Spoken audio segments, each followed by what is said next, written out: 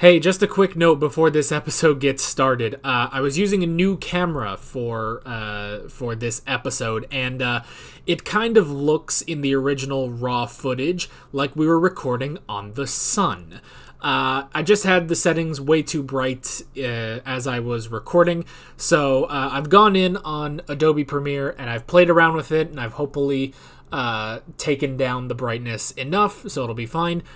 Other than that, the episode's gonna be exactly the same. Hopefully it's not too bad, and honestly, if I hadn't said anything, I don't know how many people would have honestly noticed, or even if they noticed, I don't know how many of you guys would probably care. You probably don't, but I just had to, get out ahead of it, so I don't have to answer, 20 million comments of, hey, why does the footage look different, if there are anyone who would have noticed that. But anyway, yeah.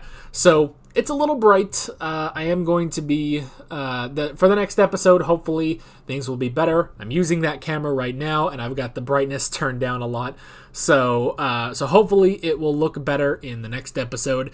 But it's a new camera, so I am going through some growing pains on this one. But hopefully it'll all work out. Again, though, the reaction itself is going to be exactly the same, just a little bit brighter than we're used to. So yeah. So that's basically it. Enjoy this episode of Doctor Who. Hey guys, Alex and Dad from 7th Hour Films back again with Doctor Who Classic. Last time around, we rewatched Kinda. What was that about? Okay. They land on a planet where there are some colonizers, very much in the tradition of the late 19th century British, who assume that the natives are primitives, even though they essentially have some of them telepathic abilities. And apparently there is something called the Mara, which is an evil being from another dimension that is trying to get into the world of the Kinda so he can take them over. And they somehow mesmerize one of the colonizers, and he goes literally round the bend. Butter slips off his noodles. Elevator doesn't go to the top floor. Sandwich basket, or picnic basket, short a few sandwiches. Anyway, it's very weird, and it all ultimately gets resolved. And at the end of it, we were both left with the same impression we were the first time, which is we don't get it. Yeah. Now the thing is, I don't think the Kinda actually did anything to Hinchcliffe, or whatever his name was. Hindle. That was it. I think he literally just was already going insane by the time this whole thing started. Yeah, at the beginning, he was on edge already. Yeah. So, I mean, and I know that that's going to be a thing of, Alex asks, why is this guy going crazy? The answer is, don't ask that question. Because that's how a lot of things go. When I try to ask a question, the answer is, well, it doesn't always need an answer, does it? But, I can make some assumptions about why he's going crazy. He's spent too long on this planet. He just generally is crazy, He has to deal with that, J. Jonah Jameson boss of his. Sure, I can assume some things. But when you just walk into this place and it's like, oh, that guy's crazy. Don't ask, he just is. It's like, okay, then. And also for it not to be... Because you already gave a very easy answer to it of the Kinda. They drove him crazy because that's part of their ridiculous plan. The Mara's plan, second time around watching that, it's so much worse.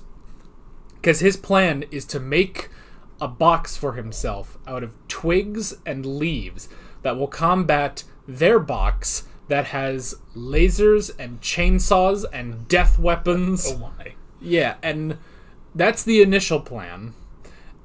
And then there's no point in saying the initial plan. That's the plan that the Mara has. This great ancient demon is make box with sticks. And then I will say also just the conclusion of, surround the Mara with mirrors. It'll, drive him mad, and he'll, eventually die out because evil can't face their own reflection. And I just think, you sure? 'Cause I think the Daleks can. I think the Master can. Like, I feel like most villains, unless this is a callback to Omega in that where he literally couldn't handle his own reflection because he didn't have one technically. Now, the Daleks don't think of themselves as evil. Yeah. So it might not work on them because, evil is afraid of itself. In this case, does Zamara know that it's evil? See, that was kind of a little hitch in the plans there as well. So but I guess I do understand because, again, that as I mentioned, that plot goes all the way back to not Man of La Mancha, sorry, the Don Quixote de la Mancha, because the way they bring Don Quixote back to his senses is make him see what a ridiculous old man he truly is. Yeah, so it's like it works in like a fairy tale or a legend or something. And I guess the Mara is, I guess it's the classification between species who does evil things like the Daleks versus being of pure evil. You get more into that sort of fantasy element of it, and sure. But it's just a problem that this show has both of those things of, I say realistic science fiction, they're squids and pepper pots, but versus beings of pure evil and stuff like that. Yeah. So either way, we did not enjoy it, and we are happy to move on to something better. We are on The Visitation today, another 4-parter on this one. So, and it looks to be at least a partial historical. Lands in 17th century England. Yeah, so we'll have that, and then at the very least we do know we're ending the season on a good note because we'll have Earthshock at the end of the season. Yeah. So, which that's only 2 episodes away, or 2 stories away. I want to make it clear: if I say episode or story interchangeably, they're interchangeable. You can figure out what I'm trying to say. See, what I think is these 4-parters should be serials. I mean, that's when I grew up back in the 50s and 60s. The things that you saw before the actual movie started in the theater or on TV, those were called serials, and these were then called episodes. Yeah, so, which in the description of all of these videos, I put, like, Season 1, Serial 4 for this one. So, I do that. It's just, it's just second nature to just say episode. So, that's just kind of how that works. So, anywho, that's enough passive-aggressive comment talk. Unless you have anything else. I got nothing. Then why don't we jump right into The Visitation. Here we go.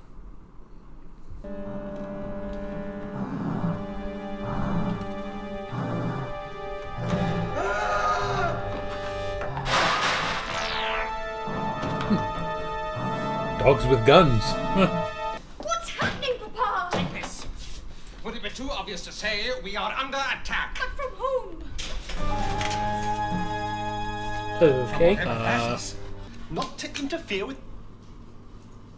with things that you don't understand.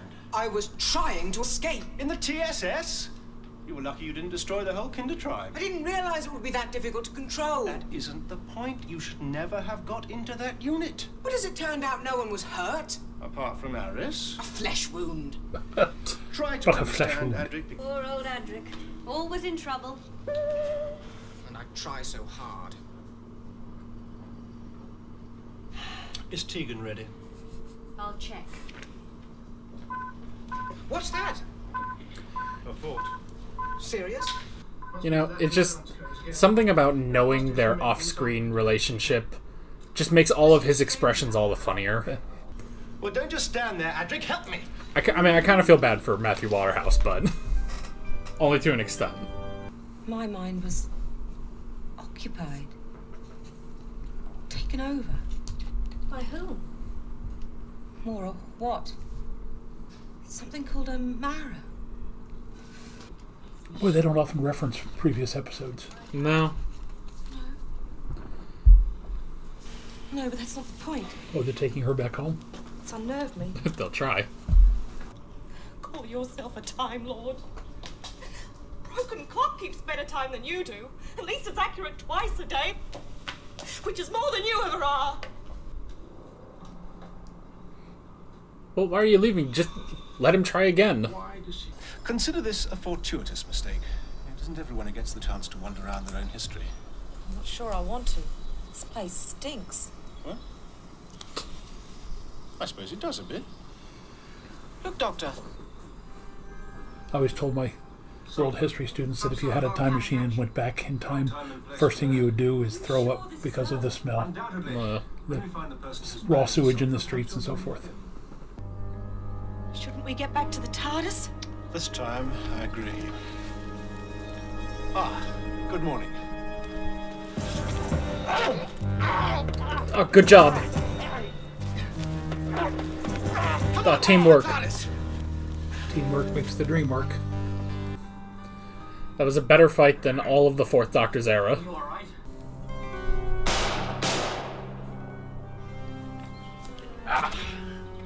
I don't think they will bother us again. If the lad can walk, my camp is this way. Highwayman? Lead on, sir. They're terrified of strangers and the pestilence they may carry. Of course, the reason for the sulfuric smoke, purification 1660s, fires. maybe? Is that why you're not staying in the village? I was once a noted thespian, until forced into rural exile by the closure of the theatres. But it is only with the aid of these properties I am able to command the attention of an audience nowadays. You sound like a highwayman or a robber. A gentleman of the road, madam. Richard Mace, at your service. I'm calling on the master of the house, not his servants. Please, sir, knock with a little more humility. You knock while I look around. Can we come with you? Just Nissa. If anyone opens the She's the only one useful.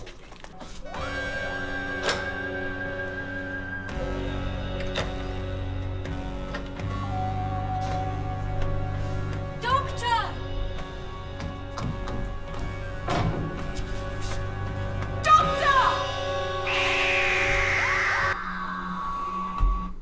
Alrighty. That seems awfully short. 23 minutes, and it went by a little quickly. But, I mean, just immediately, because I know there's like one pure historical in the Fifth Doctor's era for some reason, but again, we're going to say this every time, to everyone's annoyance, more please. Please let us have more of this. And this, is probably even different from some other historicals we have where it's like, well, there's a nice mystery going on, Yeah. And it is, you're right, it's a bit faster paced than maybe another historical would be. So, Of course, you have to love Mace because he's he's an actor pretending to be a highwayman. Although Yeah. technically, in order to survive, he is being a highwayman. yeah. It reminds me of Jeffrey Rush in the Pirates movies. Oh, yeah. Just the way he carries himself. But I also love that basso profundo that he's got. Yeah, so yeah, he's interesting, and I gotta say, I understand Tegan's frustration with not being able to go home. I'm really just ready to get past it already, especially because, if I remember right, she's in the Five Doctors episode. Could be. And that's at the end of the next season, so not gonna get home anytime soon. And again, this is completely different from the very first episode that we saw of her because she said, I'm the person who likes to get out and explore. And now she's turned into somewhat of a whiner. Yeah, I mean, they do kind of hint at it, like she's having a hard time letting go of it and letting go of them, but yeah, I mean, I don't know. I guess it's a whole mix of emotions for her, so I do kind of get that. I will say, when you have just the Doctor and just Nyssa, I kind of look at it and it's like, this is really what it should have just been. Yeah, absolutely. I was thinking the same thing. Yeah, it's like, you know what? I like Tegan well enough. Don't need her. Certainly don't need Adric. He's very hit and miss, more miss than hit, honestly. But yeah, when it's just the Doctor and Nyssa, I'm like, it's the Doctor and Romana again, or even Sarah Jane or someone. And after, what is this, the 19th season? Yes. All right. So after 19 seasons, they haven't come up with the formula, or can't seem to stick to the formula, that works. The companion has to contribute something. You can't have a Tegan along who's doing nothing but going, I'm going to go home. I think this is dangerous. This house is spooky. Let me out of here. you can't have someone as annoying as Adric, because other than the mathematical skills, which he hasn't really done a whole lot with, there's no point to him. You know, he has proven not to be Jamie. Yeah. All right. Nissa, on the other hand, is a Romana. She is a Vicky. Who's the other one? With the one that ultimately went back home and had her memory wiped with Jamie. Oh, Zoe. Zoe. Right? Yeah. Those are people who bring something to the mix. And even companions like Sarah Jane, it's like she had she had this curiosity about her from being a sort of reporter, and so like that always, like she would always, you know, be like, okay, well, even if she doesn't understand stuff about this alien stuff, she's gonna go in there and find something, you know. Or Joe would kind of be the same way, you know. I feel like maybe Adric's writing would be, I mean, half the problem is the actor. We all know that. But I feel like the other half, being the writing, could possibly be because they have Nissa, all of whatever smart things Adric could say is sort of siphoned off, because it's like, well, you know, he's got his math, and that's fine. And, you know, he can, you know, figure something out when the doctor, you know, lays out, like, all right, what about this? What about this? What about this? And he can always figure out something. But most of any sort of knowledge that he might have had originally is being given to Nissa, who wasn't supposed to be a long-term companion anyway. So, but then again, you look at this guy, Richard Mace. What an interesting person. And from a time period where, again, there is some scientific curiosity. This is the beginning of the Age of Enlightenment. And because he's such a personality, you know, this is a guy who you would think, you know, he's living in obviously plague-infested countryside. When they take off from here, he'd say, you know, if you don't object, I'll go with you. Yeah. So because also he would be muscle. He's probably at least somewhat learned in swordplay. So yeah. So yeah. So far, good episode, definitely.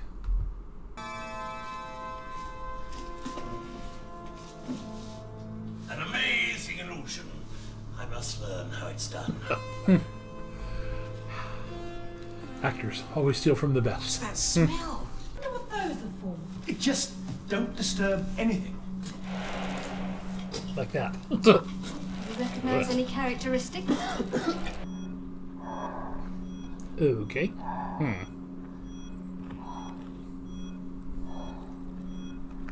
Now, tell me about your mode of transport. Or it would have been better if you just didn't move the mouth. Kill us and you'll never get to ride in it.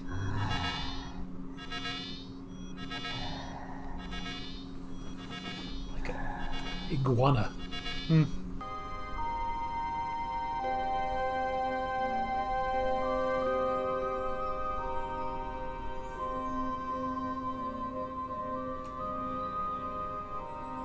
Nice network. Well, the effects are getting better. Bleak, isn't it? I'm a fool. I should never have told him about the TARDIS. Don't let it get you down. Why do you keep doing that? Told him I would have.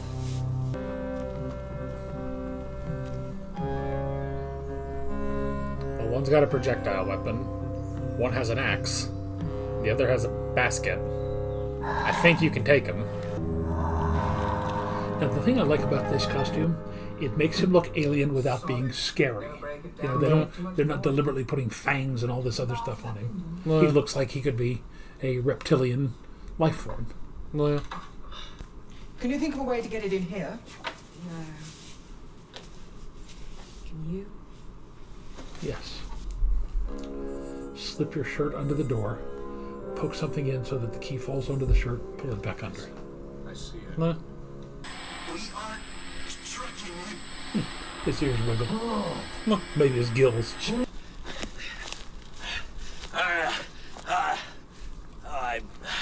I'm dead. I'm afraid my frame was never designed for rapid acceleration. Well, you can't rest yet. Now then, which way to the mill? I am not moving. Just direct me then. You can wait here for the poacher and his friend. Sir, you have a very mean way of exposing a man's cowardice.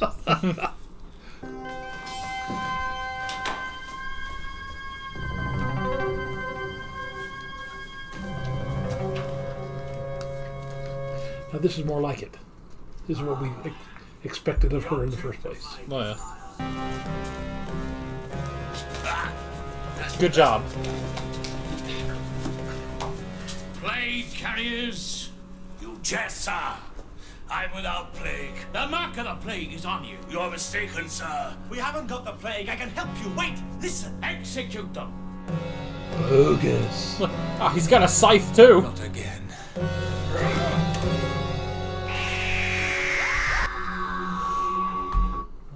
Alrighty, that's part 2. Well, this goes back to me, this is as much fun as when Pertwee landed with the first Sontaran. Yeah, I definitely can see that. Honestly, the Pterodactyl's voice kind of sounds similar too. So, I mean, it's definitely an interesting costume. It looks like a sort of update to the Silurians a bit. It's interesting. It does kind of look like his face is a bit charred on the left side too. So, but still, an interesting design. Yeah. So, and the robots are interesting as well. So, yeah. Honestly, I'm enjoying this so far. So, and I do kind of wish we could just leave Adric and Tegan and take Mace instead. So, yeah, he's funny. I mean, and I'd be interested to see if the actor playing him is somebody that we know, because I mean, he's obviously somebody who's done these character roles and period pieces before, because he's got a wonderful style to him. yeah. So, yeah, at least some of them are wearing masks during the plague. Carriers! I am the head man of your village. You will listen to me. Kill them, Sythe-Man, and you die as well. No! Trust me.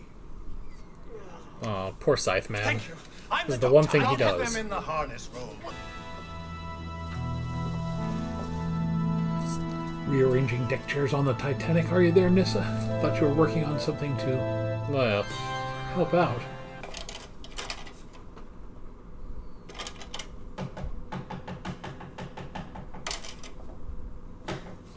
Who is it? I will deliver it to our base in London this evening for immediate release. And I have more news. I have discovered a group of time travelers. Soon they will be our prisoners, and their ship under our control.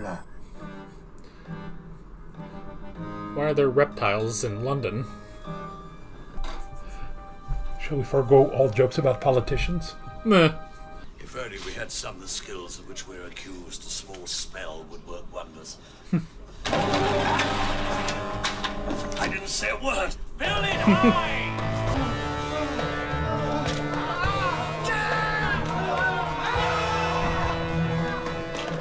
Oh, now it's got a scythe. I want to believe that was just like they just had that idea at the beginning and was like, all right, we'll write an episode around that. The last place I want to go is home. Only death awaits me there. I see your point, but there are countless uninhabited planets you could settle on. Ah, yes. To live a primitive life without grace or beauty. You're highly intelligent. You have your androids, your skills. Your way of life wouldn't remain primitive for long. But we would have no ship, and without one we would be defenseless, prey to any pterodactyl scout party. I can take you anywhere you want, 1 billion light years from your home planet. You'd never be found. No, Doctor, a barren rock in space is not an acceptable alternative. This is Ceti Alpha 5. There's got to be some place that can like grant you asylum. We cannot fight as warriors. But I have devised a plan that will make that unnecessary. Bioweapon, I guess, or something. Rats. Although the doctor will have to check some of the adjustments. Oh. I guess, yeah, it is a bioweapon. Sure. What about Tegan? Try not to worry. You can't do anything for her. No. I can't do anything for anyone. That's why you're being written out. Can't even help you Yep. on that. Drop the sonic device. Isn't my day, is it? Oh no. I feel as though you've just killed an old friend. Aw. With some sadness that I tell you, you are about to join it. But you'd need thousands of them. I have thousands of them. They are awaiting release in a nearby city. Oh, that's why they're in Their London. infection will kill every living thing. Think hard. Cover the cage. No, Tegan, don't!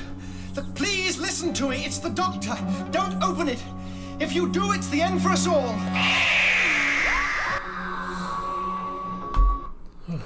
Now, I have to say, the last 10-15 minutes of that episode were much better than the first. Yeah. The first part was kind of plotting, and then when we finally start learning about the Pteroleptil's plan, etc., that's when it got a little bit better. But yeah, it was a little padded. Oh, yeah.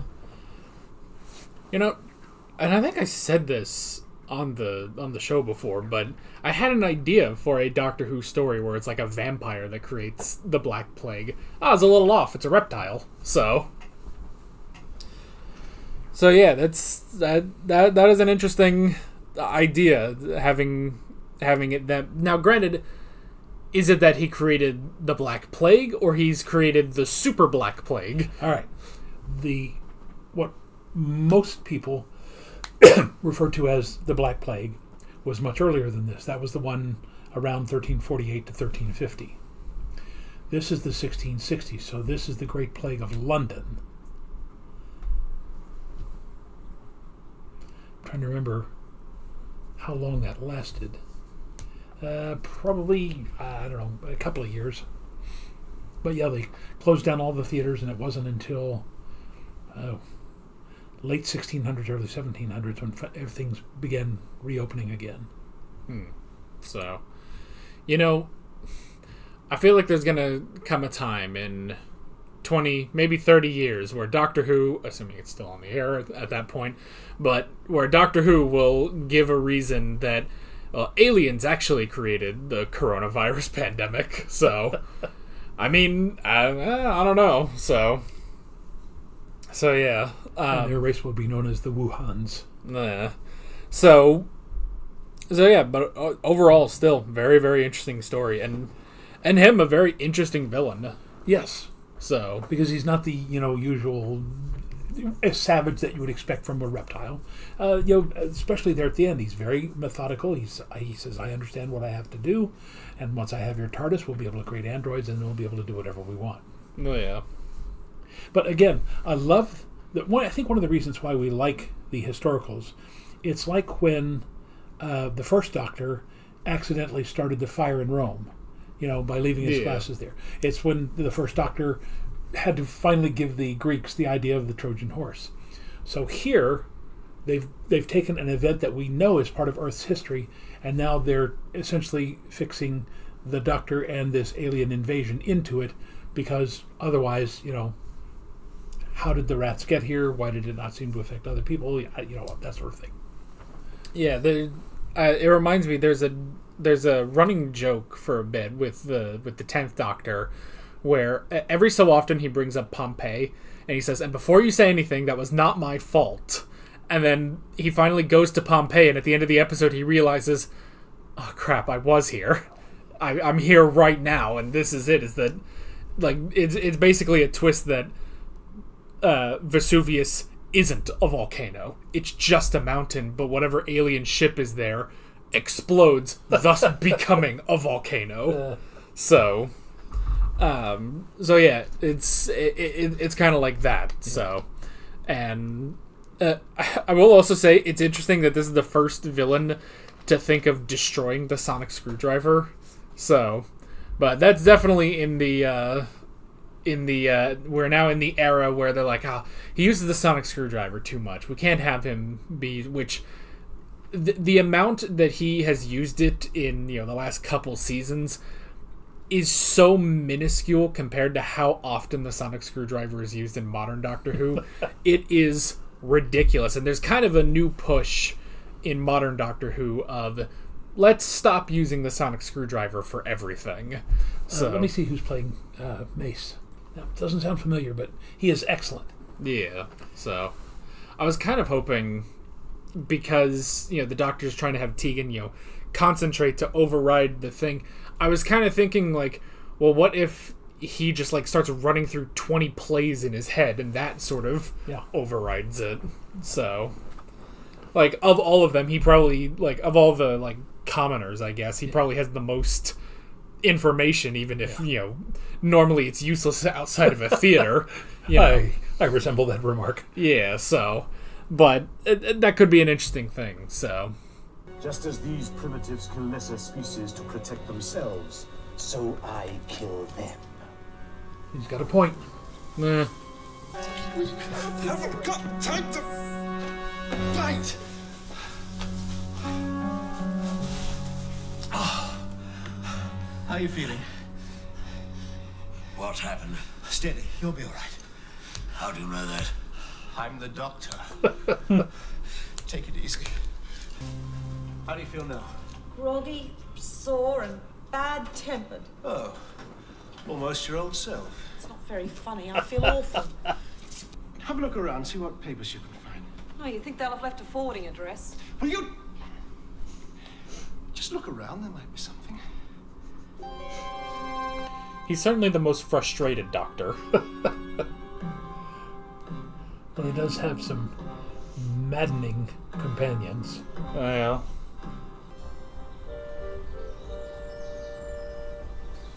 Look out!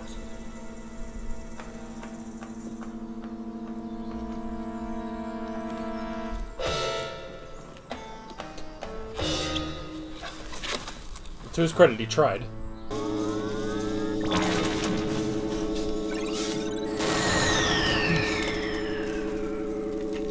Good job. Android guts everywhere, such as they are. You did it. I did it. You're all right. Not hurt? It was worth spending 2 episodes alone and away from the plot. We could go in the TARDIS. No, Adric. You move this ship and we could finish up anywhere. And if we don't, the Doctor and Tegan could finish up dead.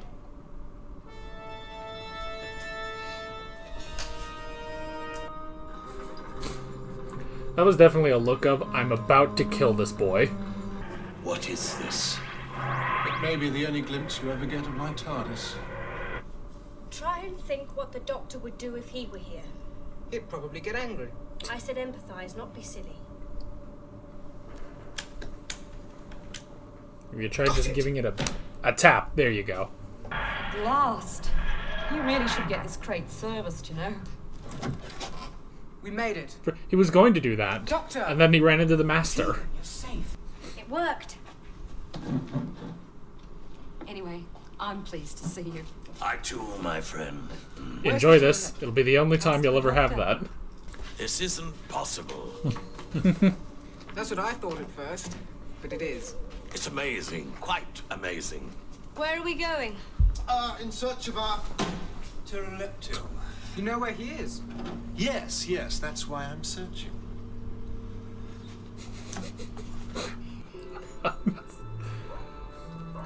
I mean, half of it is the writing, but half of it is just him. There's something there.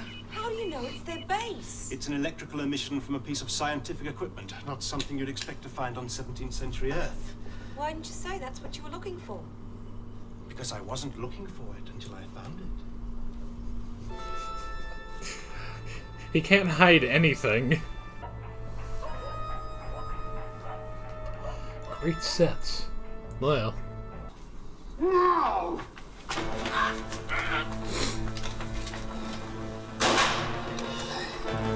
Well, one.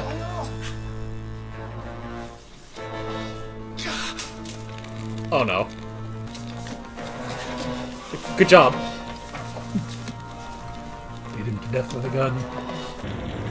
9 Botsman!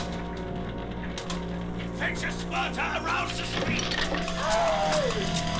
Ooh, oh jeez. Oh, We must go. eyeballs Our presence here would popping. raise too many awkward questions. Goodbye, Doctor!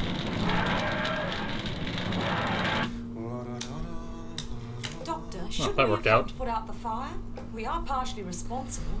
I have a sneaking suspicion This fire should be allowed to run its course. How do you mean? I'll explain someday. Wait.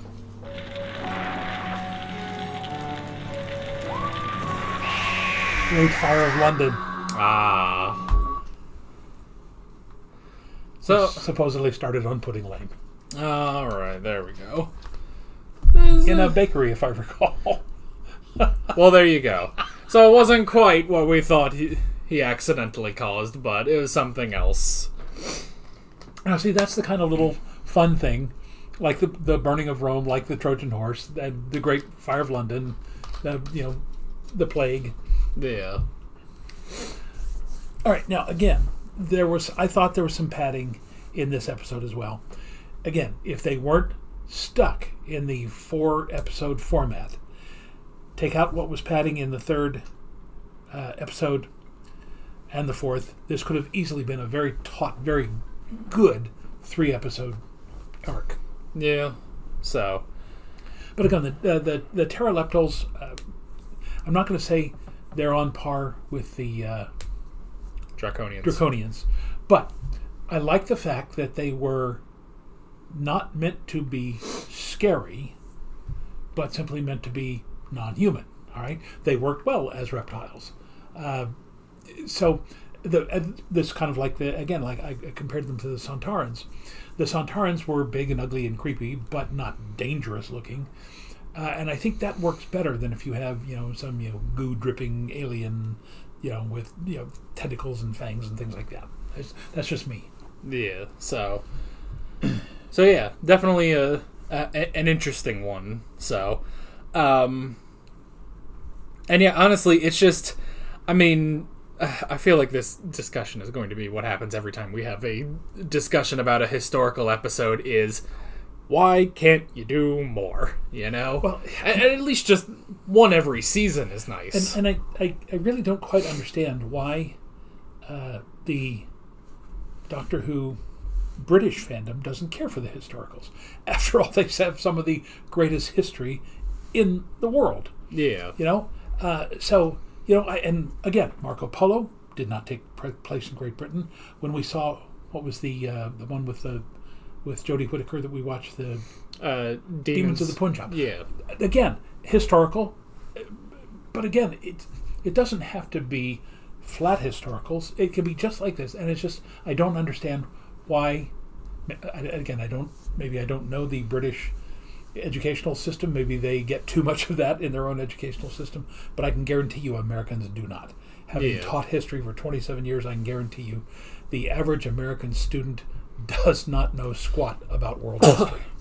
I guess it could be something like, there's the whole thing, especially in the States, of the switch between media about the Old West and cowboys and the Lone Ranger and stuff, switching over to sci-fi.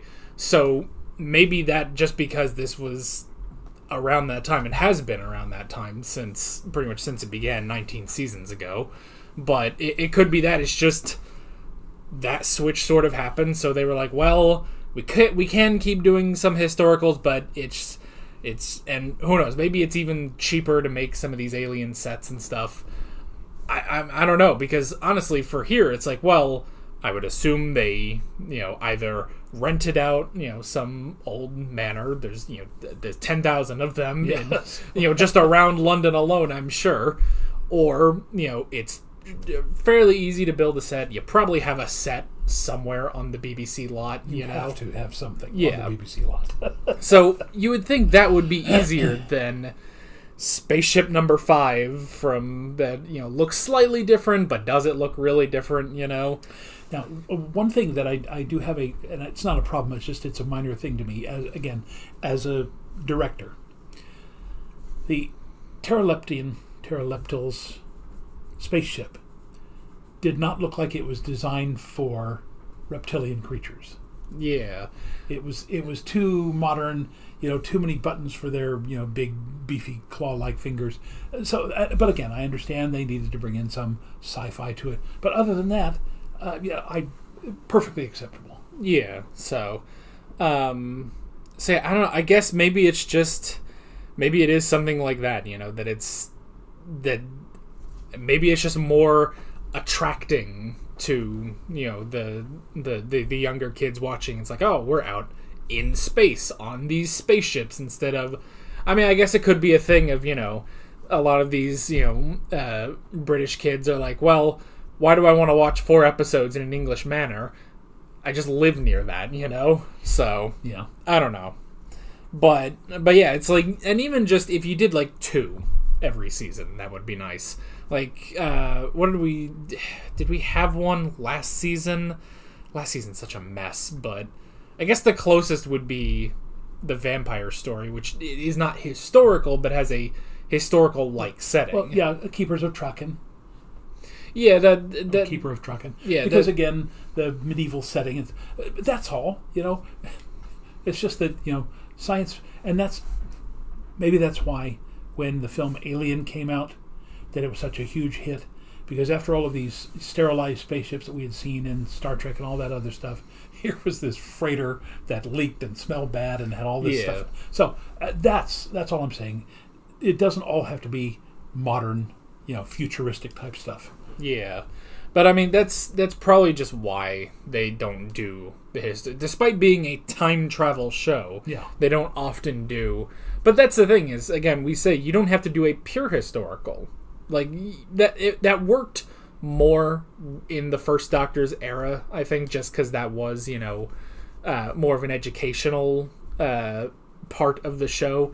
Whereas now it's like, okay, you can have your aliens running around in the 16th century or whatever. That's fine. I just want more of that. You can have your spaceships, but just like have it more even. And I think in modern Doctor Who they do a better job of that. It's not, you know, every other episode, but, you know, you'll get like 2 or 3 per season. It's about a 13 episode season. So, and then yeah, once you get to, I will always hold that while Jodie Whittaker's era, it's a bit rough, I will admit. I overall I like it, but it's a bit rough. But where that era excels is the historicals. They're the absolute best of any modern historical episodes. So, and again, I like the twist in that, because what are set up to be the monsters turn out to be really, really incredibly nice aliens, because they are there to essentially comfort people who are dying alone. And what an interesting thought that is. Because that's the whole thing with that episode is you think, okay, there's some sort of mystery going on during partition with these aliens, and then you come to realize the aliens are not involved in any of this. You're right. It's just that, you know, they're just here to observe history, basically, and to, you know, bear witness to those who are passing on. And that's what I liked about this, because the pteroleptals were basically standing in for things that humans have done on this planet. Yeah. You know, they didn't get into, you know, colonization or anything, but they did get into, we're going to release a plague on these people to wipe them out.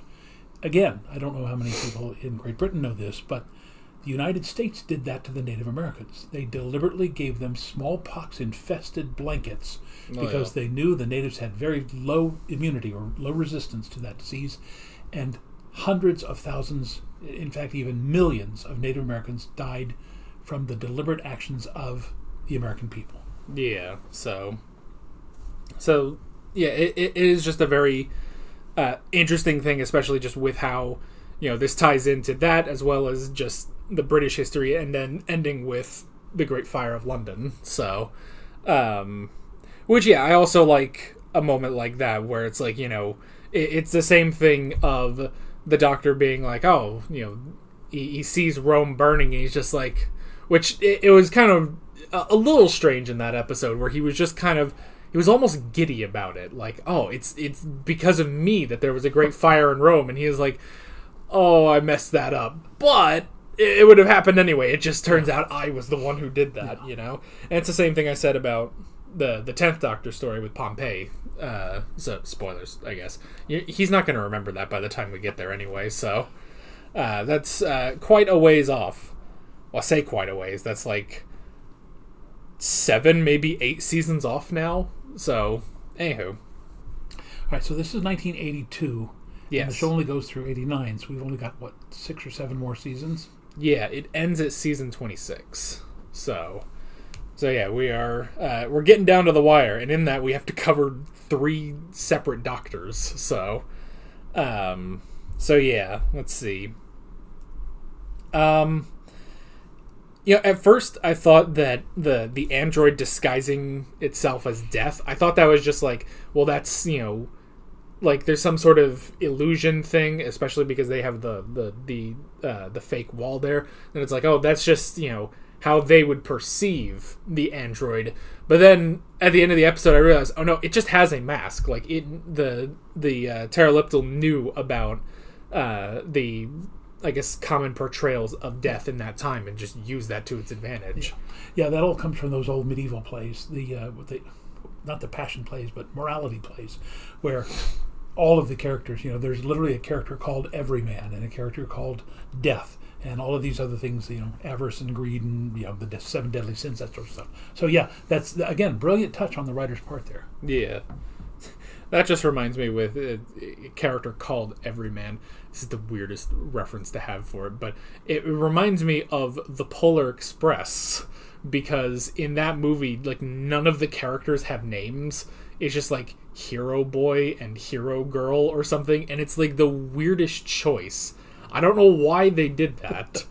But I mean, there's a lot of weird things in The Polar Express, so I guess the naming of characters is pretty minor, but yeah, so and then everything else, I do kind of wish that the normal townsfolk that weren't being controlled by the bracelets,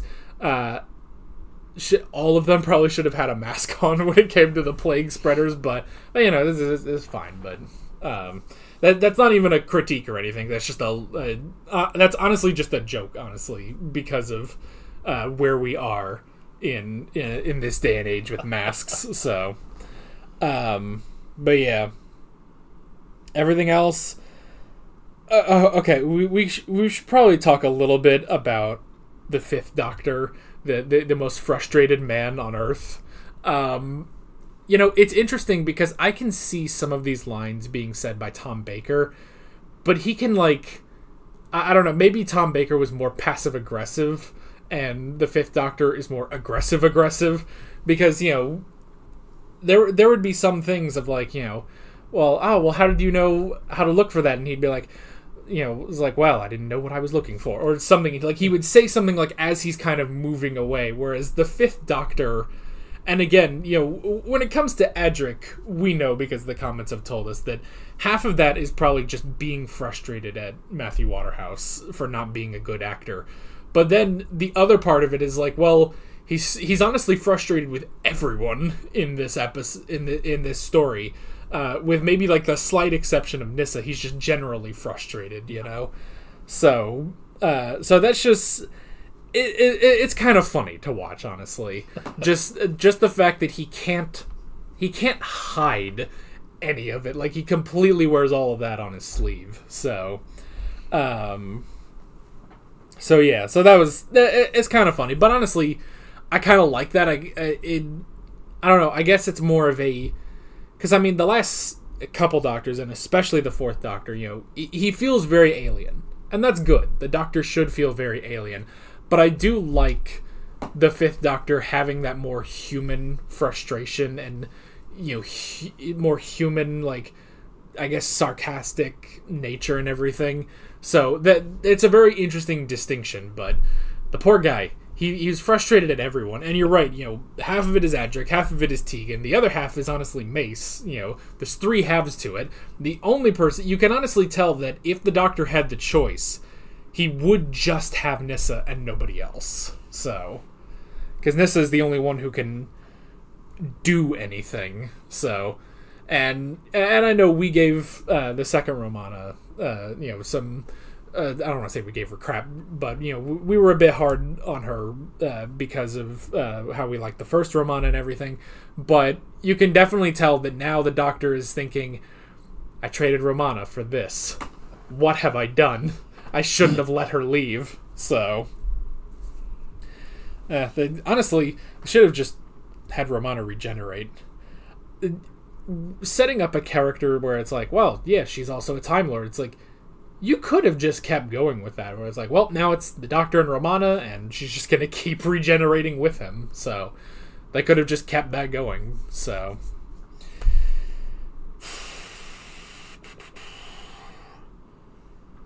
You got anything else? I got nothing. Nah. Pretty much everything else is what we've already said in every other historical episode is, why isn't there more of this? So, next up, we have Black Orchid. Is that is a two-parter. So, Black Orchid is a two-parter, so we're going to have a shorter video next week. That's interesting. So, they had less episodes this season. That's very strange, and actually, if I remember correctly, I think I heard that is actually a pure historical episode. That is, I think, at the very least, I know there is one completely pure historical episode in the Fifth Doctor's era. I don't know why, but I'm pretty sure that's it. So, well, I didn't read the description, but I think there's a very famous, 1920s Los Angeles, Hollywood case of a murder of a young actress. That was the Black Dahlia. Maybe. I don't know. So yeah. So Black Orchid, no idea. Yeah. So we'll find out next time on a short, special, quick episode of Doctor Who, apparently. So with all that being said, we're Alex and Dad from 7th Hour Films, and we will see you guys next time. Take care. Alright guys, thanks for watching this video. There's a bunch of links on screen if you want to go click around any of those. There's a playlist for all of our Doctor Who classic reactions, as well as another playlist for all of my modern Doctor Who reactions if you want to go check those out. There's also a subscribe button and a Patreon button on screen, as well as other links in the description if you want to go check out any of those. See you guys later.